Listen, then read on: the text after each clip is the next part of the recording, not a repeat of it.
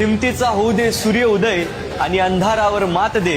एकटं लढतंय लेकरू तुझं, तू आशीर्वादाचा हात दे. आणि आई बापाचे स्वप्न मी नक्कीच एक दिवस पूर्ण करेल. आई बापाचे स्वप्न मी नक्कीच एक दिवस पूर्ण करेल. फार काही नको देवा, फक्त प्रयत्नांना साथ दे.